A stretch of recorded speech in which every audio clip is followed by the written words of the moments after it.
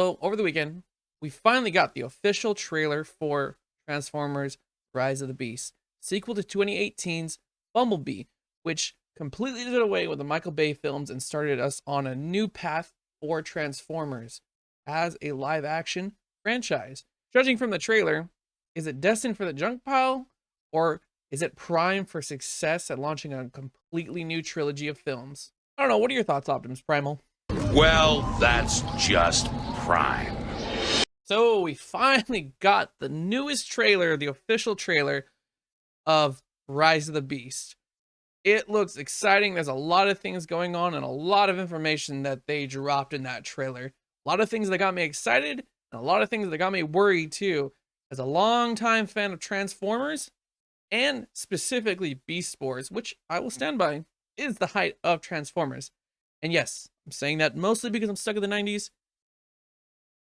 And it's because I owned all the toys. So if you haven't already, go check out that trailer. Great trailer.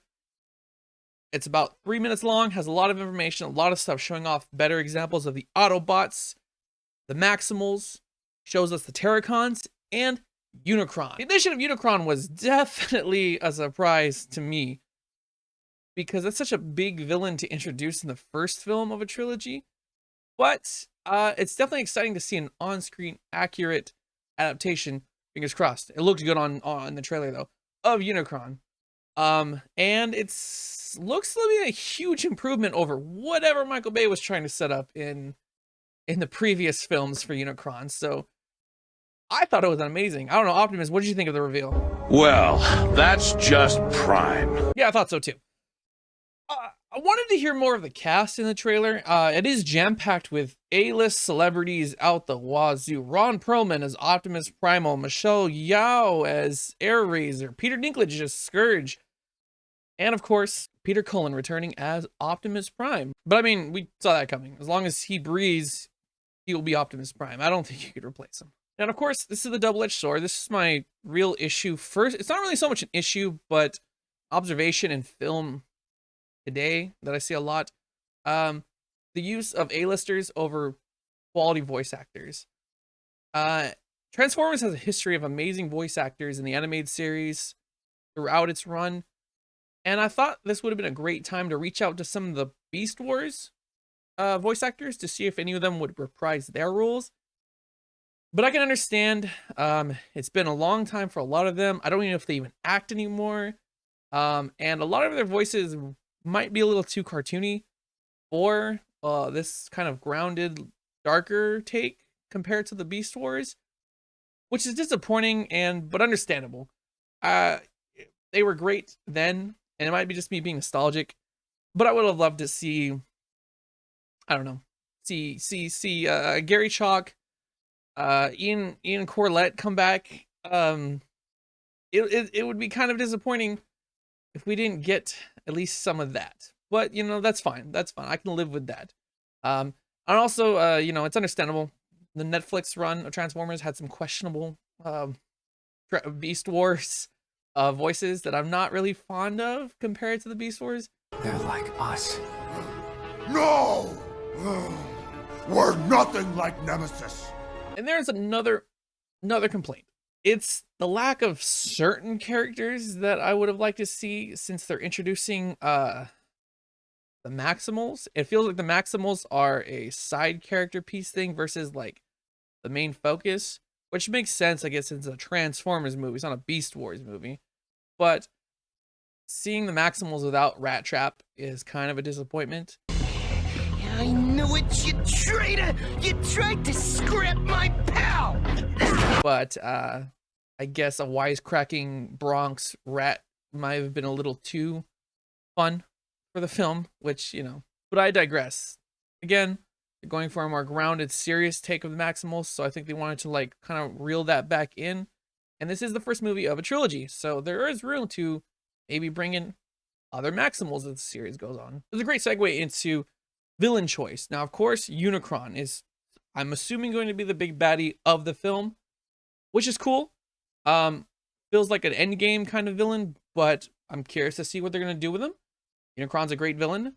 And then the Terracons, which are kind of a more low-key thing that haven't been, I guess, mentioned a lot in the lore, so it's kind of cool to see them and see how that sets up hopefully a lead into the Predacons.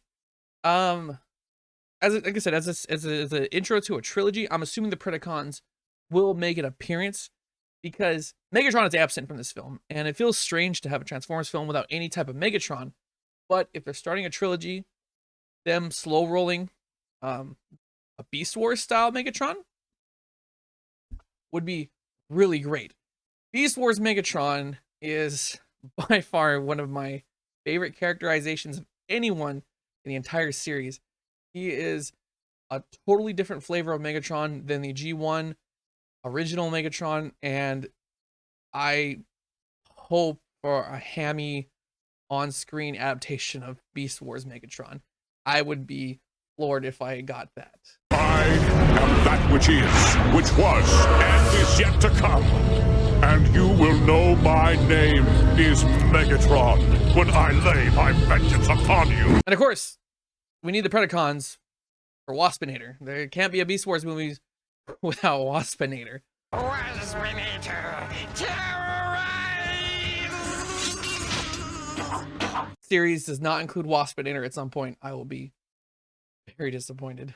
And then this kind of brings me to like my next point of like what actually worries about me about this film is that there's so much going on. This looks like such a busy film. You have all these new additional characters, groups, villains, multiple villains. It just seems like such a busy film. I really don't know if they're going to be able to correctly tell a coherent story and do justice for all these characters. The reason why Bumblebee worked so well versus the Michael Bay films is because it had such a small cast. You had Bumblebee and a few Decepticons, and you could really focus on building character and building a story.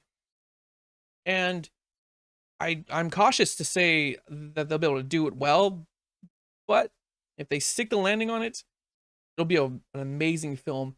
And I feel like the writers do have a pretty good concept of like what makes Transformers Transformers. Just from the original, the opening to Bumblebee on Cybertron, I thought was so well done and did more to really express what is Transformers than anything in the Michael Bay films. So I'm hoping it's an extension of what we saw, what little bits of we saw in Bumblebee. I'm hoping for more of that. And there are like little nitpicky things, like the trailer shows a huge big battle at the end. It looks like Endgame. There's a lot of like mindless robots getting killed and getting ran over by the by the Maximals and the Transformers, and that feels really out of place. I don't like that. It feels more Hollywood than Transformers, and I predict a very weak final act of the film. I could be completely wrong. I'm gonna go and assume that it follows the formula like that. That's the big final battle, and it's a problem that plagues a lot of adaptation films. They don't know how to end it, so they just make it as grandiose as possible. But we'll see. Cautious about that, but I'm predicting that scene to be the low point of the film for me, just because I don't like massive battles with faceless villains and random henchmen getting killed. There's Transformers. There's distinct villains. And Michael Bay films at least did that well in that, you had a final showdown with Optimus Megatron. That's kind of how it should feel. Like, it should be more intimate. I don't know, Optimus, how do you feel about a solid one-on-one versus one villain or something like that? What are your thoughts? Well, that's just prime! Also in the trailer during that said fight scene, a lot of the Maximals were not transformed, and nowhere in the trailer did it show any of the Maximals transform. We do have some of the images of the toy line that shows them in transformed states. I don't know if they're saving that for an additional, like saving it for the movie, but kind of got me a little bit worried that they're not going to the Maximals aren't going to transform, which I doubt. I doubt that'll be the thing, because I mean, it's having Transformers in a movie and they don't transform would be really dumb. So I'm hoping that they transform at some point in the film. Like I said, the toy line does have transformed states. So, but I'm not going to go completely off of that because there's a lot of stuff in the toy line that does not look like it's adapted in the film. But again, we'll wait and see. once the movie drops. That, to make sure. Hollywood's continued attempt to try to make Transformers work in live action has almost felt impossible for the past couple of decades.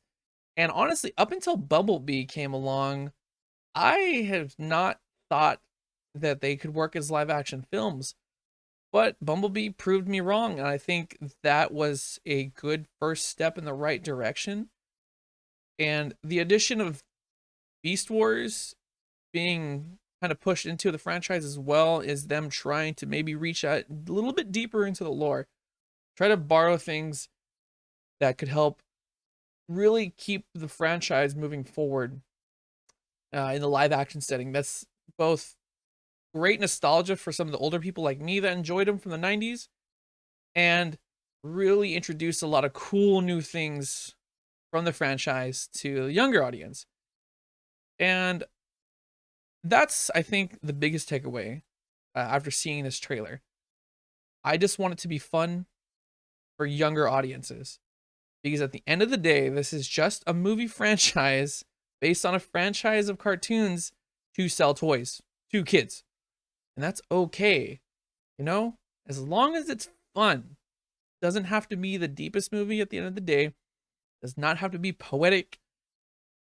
I just want it to be better than Michael Bay, and I want it to be fun for everybody that just wants to go see a movie about giant robots transforming into cars and animals, punching each other. And as a Beast Wars fan specifically, I'm 100%. I know this is not going to be an adaptation of Beast Wars from the 90s. That's okay. I can live with that, as long as it's fun. There's one thing 30-year-old adults need to learn, is that it's okay that the thing you liked as a kid is different. Cool. Fine. We can get past that. So, final verdict from the trailer. Rubbish or prime? Well, cautiously, looking forward to it. I think it'll be a fun movie. I'll see it on release. I don't instantly hate it. And if it's at least as good as Bumblebee was, I'd say that's pretty prime. I don't know, Optimus. Do you agree with me? Well, that's just prime. Well, there you have it, folks. I think that's pretty prime. If you like this video, if you like this kind of content, this is kind of what I'm going to be doing, a bit of a variety of stuff besides just video game content, which I will still be doing. I will be doing movie reviews, movie trailer previews, discussions, video essays, along with video game content, movie, just pop culture stuff in general. I want to hope to expand that. And if that's something you like, if you like me, if you think this is entertaining, feel free to subscribe, leave a like on the video, hit the bell icon to get notifications of anything new in the future. You can also find me at Twitch, Maddie_Griff. I have a sporadic schedule of streaming, but I will be streaming hopefully regularly soon, more often. In the meantime, you can look forward to more content like this. I hope to continue uploading more stuff on the regular, and in the meantime, thank you for watching. I will see you next time. This has been Matty Griff. Thank you so much. Silverbolt, what?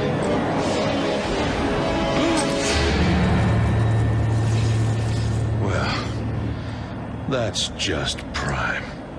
Oh, what's left of them anyway?